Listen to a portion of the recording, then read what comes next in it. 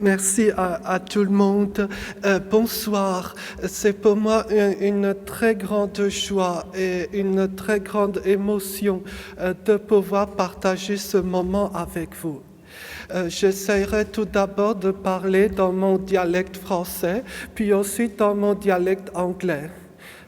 On verra si on comprend l'un ou l'autre, moi partiellement.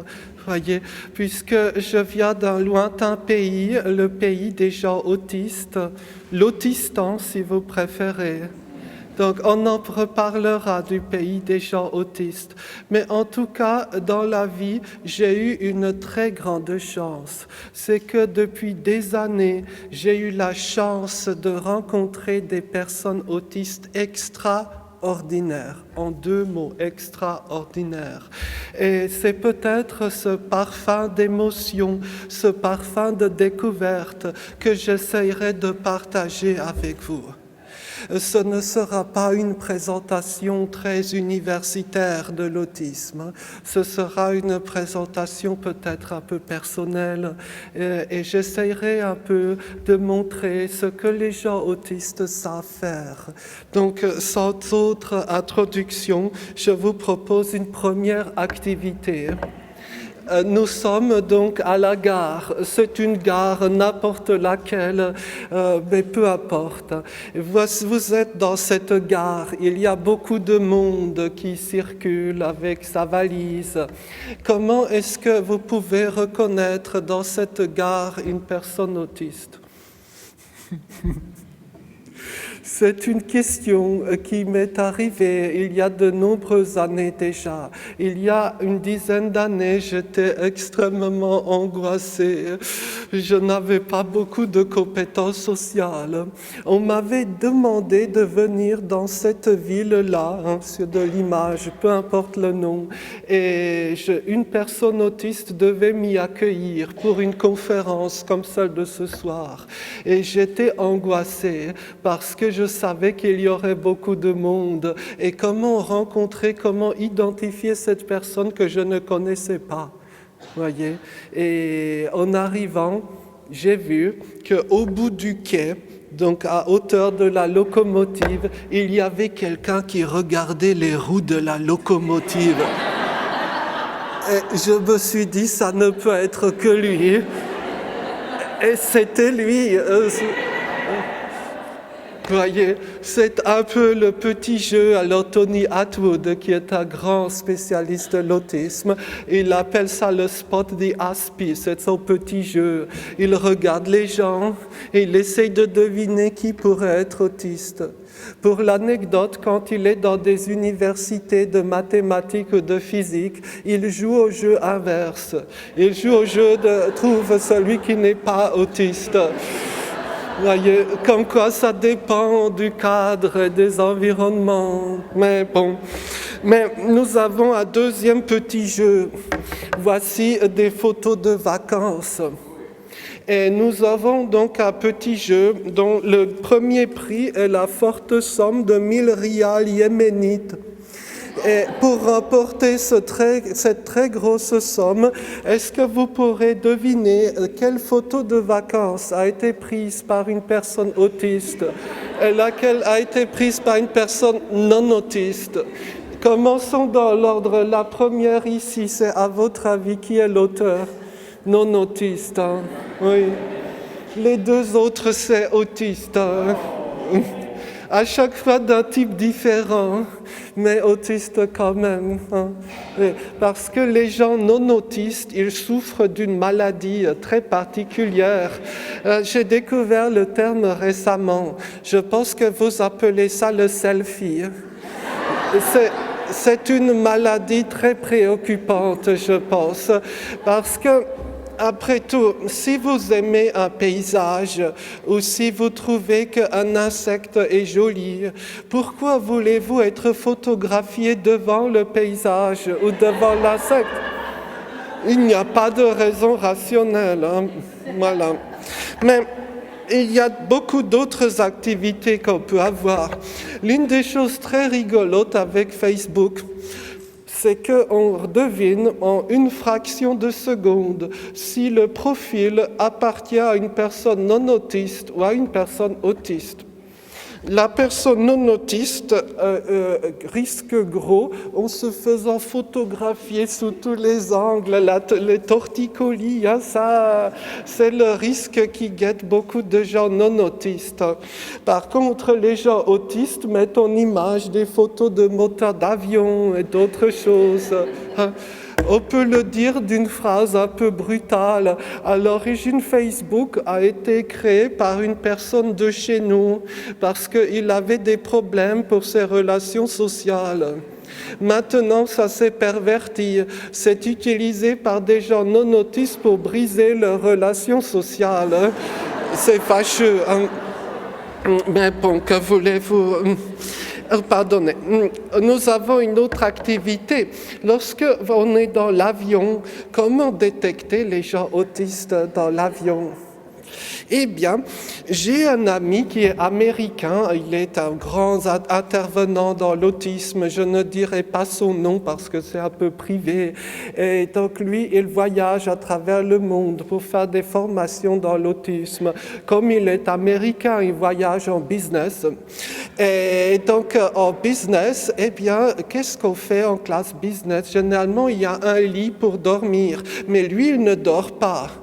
Qu'est-ce qu'il fait ? Eh bien, il regarde tous les paramètres du vol. Hein. C'est très important de savoir à quelle vitesse évolue l'avion. Sauf qu'à l'arrivée, il est très fatigué. Et la classe business n'a servi à rien, en fait. Mais par contre, il a appris beaucoup de choses. Parfois, les gens non autistes dorment ou regardent des films stupides. Voilà, chacun fait ce qu'il veut. Voilà.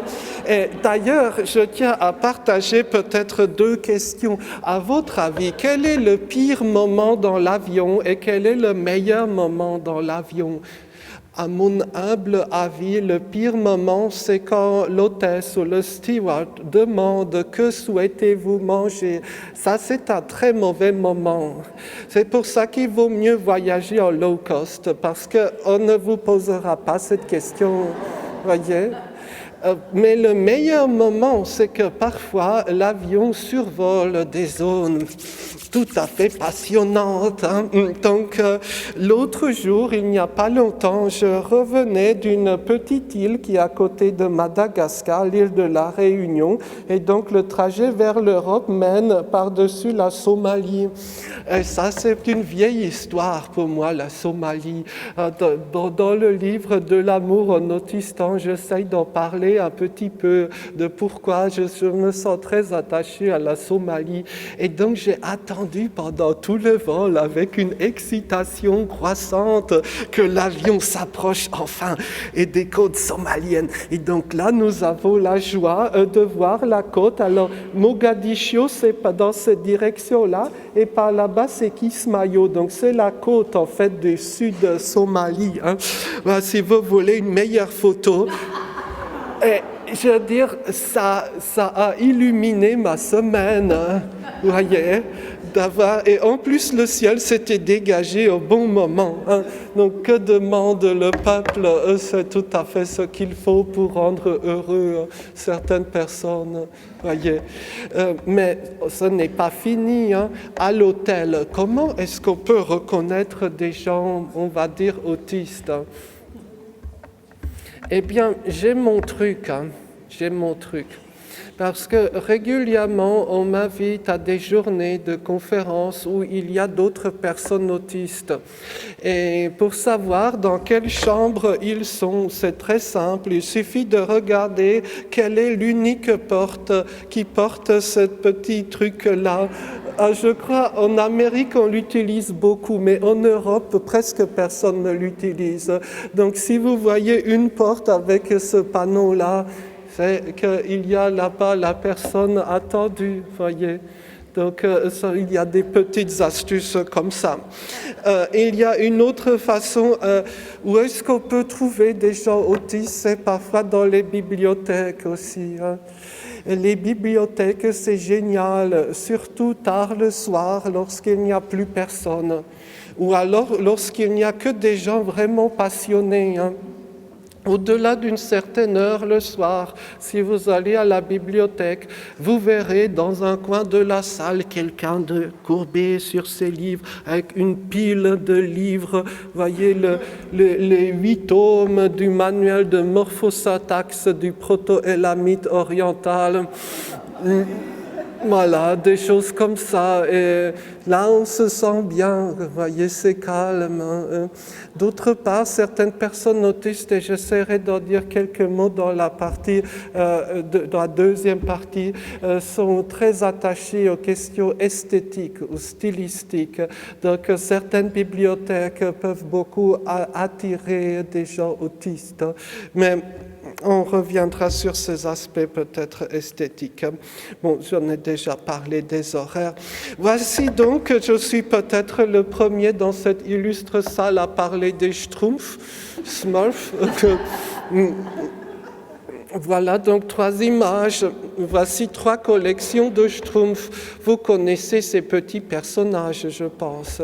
Et donc, à votre avis, quelle collection appartient à des gens autistes, quelle appartient à des gens non autistes? Je crois qu'il y a des idées. Je sais que...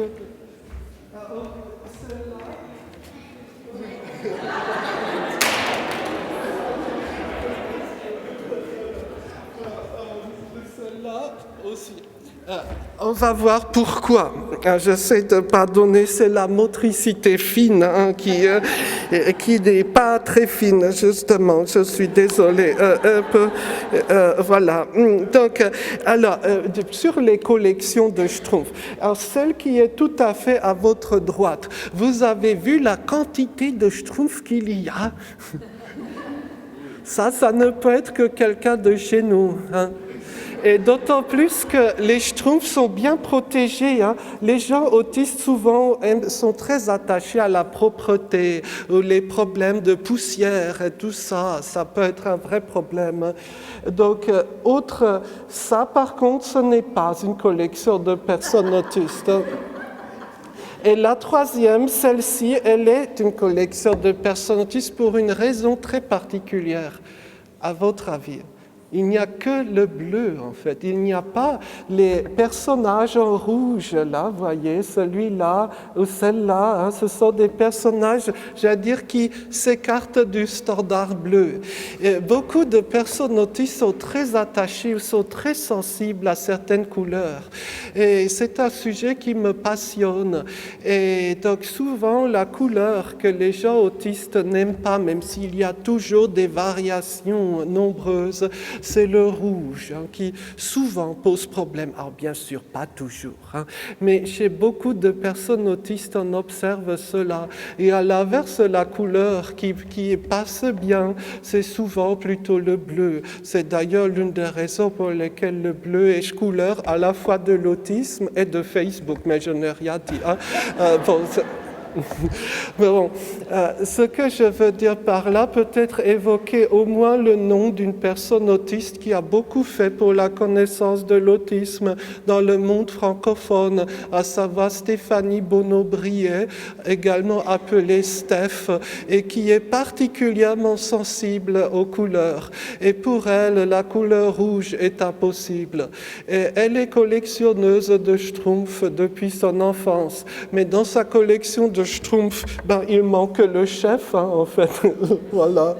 Mais là où on peut se poser des questions, c'est que l'inventeur des Schtroumpfs, celui qui a fait les Schtroumpfs, Monsieur Peyo, c'est son surnom, finalement, il avait beaucoup de traits, on va dire, un peu autistique, non.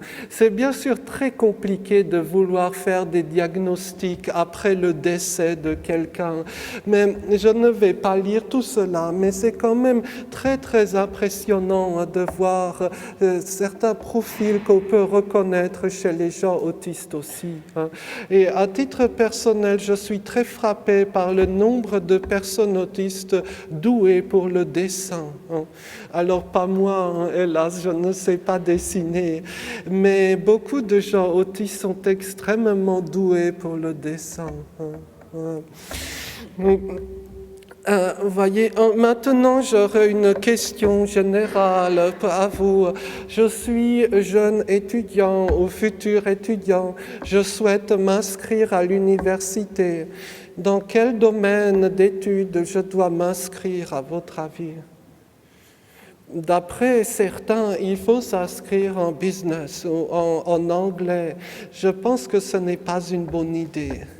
Parce que si vous vous inscrivez en cursus de littérature anglaise, il y aura 1000 autres étudiants avec vous. Ce n'est pas une bonne idée. Inscrivez-vous pour des études de vieil éthiopien.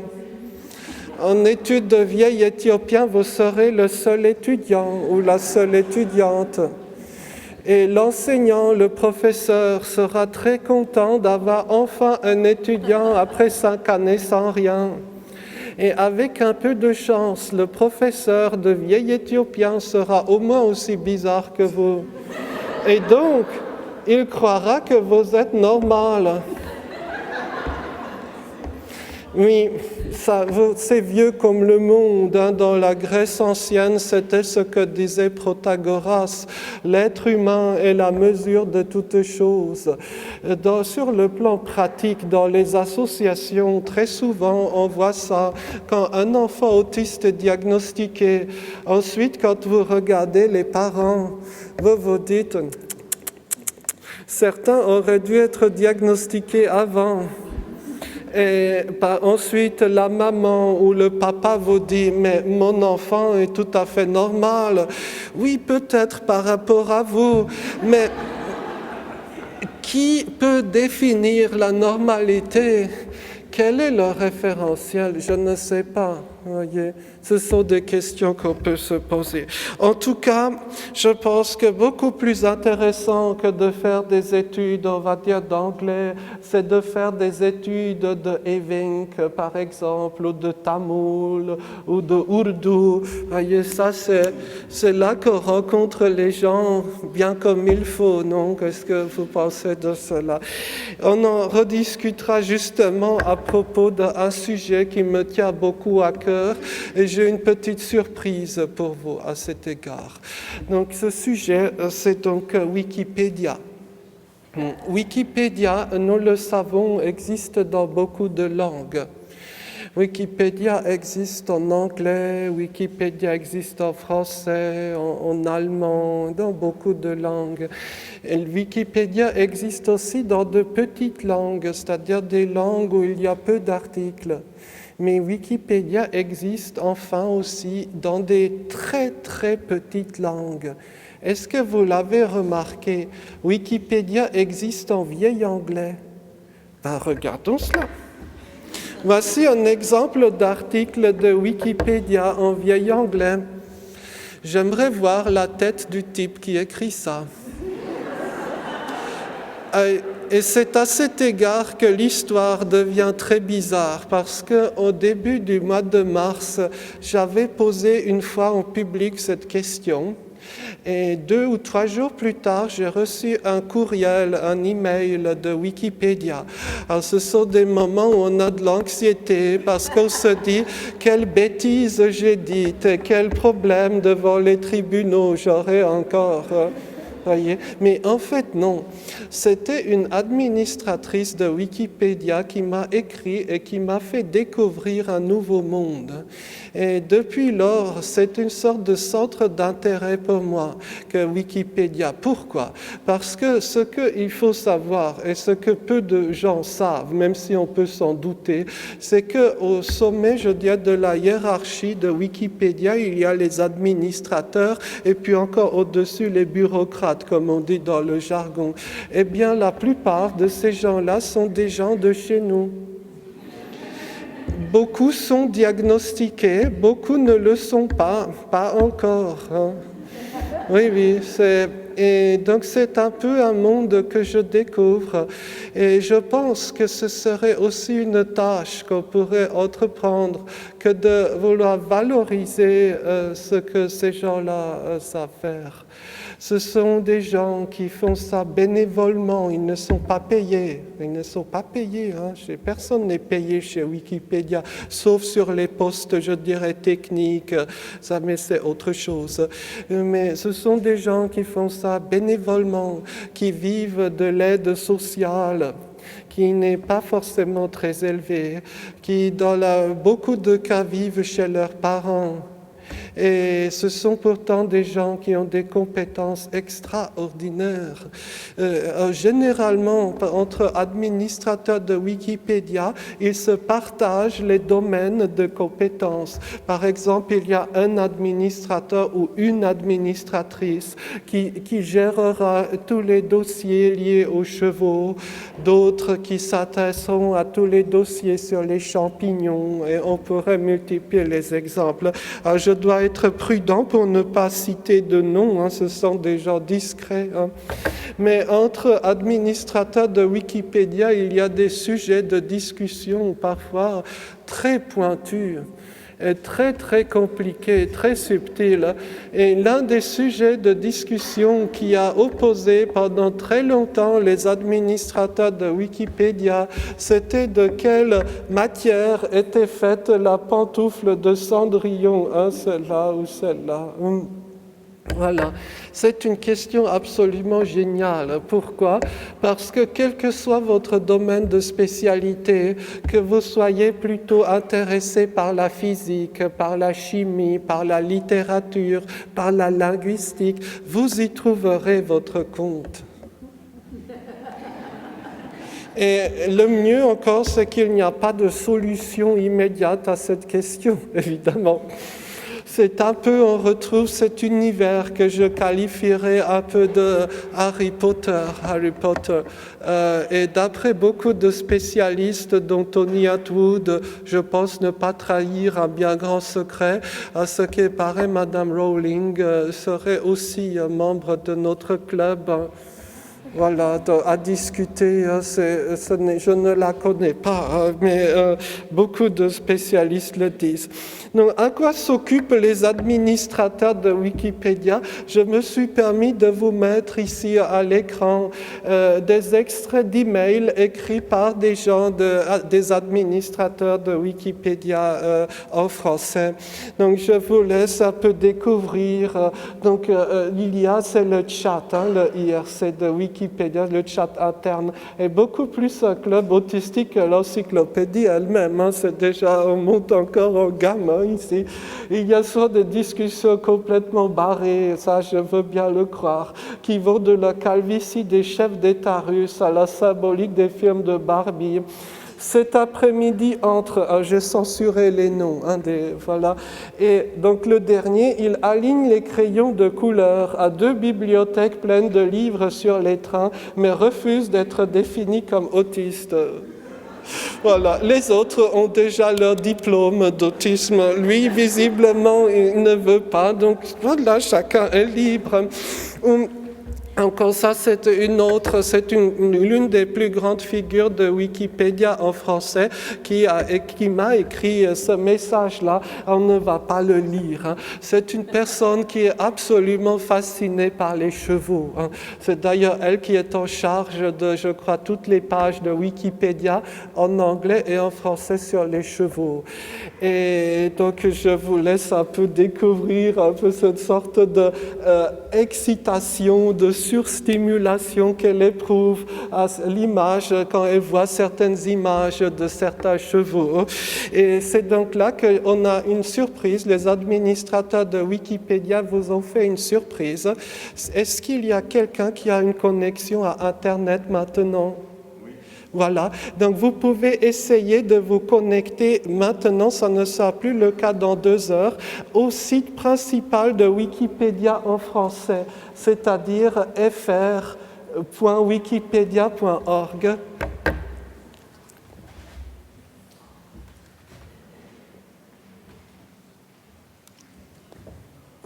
Bon, je ne vais pas forcément... Donc la petite surprise, c'est qu'ils ont voulu faire un petit coucou Donc la page de garde de Wikipédia en français justement sur l'autisme et les chevaux. Je leur avais dit que je venais ce soir, donc ils l'ont fait exprès. Dans 2 heures, ça sera parti. Voilà, c'est juste, ils n'ont pas pu, je dirais, ils ne veulent pas s'afficher en tant que personne autiste, mais ils peuvent bidouiller la une de Wikipédia pour adresser des petits clins d'œil. Voilà, donc je me dis qu'on devrait peut-être valoriser ces talents-là, et je pense que beaucoup d'entreprises pourraient être très intéressées, beaucoup de sociétés pourraient être extrêmement intéressées par ce type de talent. Alors, peut-être juste 2 petites questions pour finir cette première partie sur l'autisme. Pour dire peut-être un mot sur les voyages. J'avais un ami, comme le dit une chanson allemande ancienne, j'avais un ami qui s'appelait et qui s'appelle d'ailleurs toujours, il n'est pas mort heureusement, Emmanuel. Et donc Emmanuel, c'est un adulte avec autisme qui pendant longtemps a travaillé comme traducteur de haut niveau, parce que beaucoup de gens autistes peuvent travailler dans les métiers de traduction. Certains sont vraiment très très doués, et je pense qu'il y en a ce soir parmi nous dans la salle. Et donc Emmanuel a été pendant des années traducteur de haut niveau pour toutes sortes de langues, et il a disparu un jour. Et je me demandais pendant peut-être 2 ans, qu'était-il devenu de lui? Et j'ai reçu enfin, il y a 1 semaine, des nouvelles avec cette image-là. Donc voici Emmanuel aujourd'hui, il vit en Mongolie. Il est devenu mongol, pour ainsi dire. Il a suivi sa passion, il est allé au pays des chevaux. Et je pense que là-bas, en Mongolie, eh bien, il a trouvé son chez-soi. Parce que il était européen à l'origine, mais il ne trouvait pas réellement sa place. On le trouvait toujours bizarre. Et donc un jour, il est parti. Et peut-être, je me dis parfois, quand je lis les récits des voyageurs des temps passés, des gens comme par exemple Ibn Battuta, je me pose des questions parfois. Peut-être que c'était un peu des gens qui ne trouvaient pas leur place dans leur pays d'origine. Voyez? Et c'est un peu, peut-être un tout dernier exemple que je vous propose. Donc c'est une personne autiste qui a 22 ans, elle s'appelle Amanda. Et donc je prends cet exemple, j'aime bien cet exemple parce que parfois des parents se demandent que deviendra mon enfant plus tard.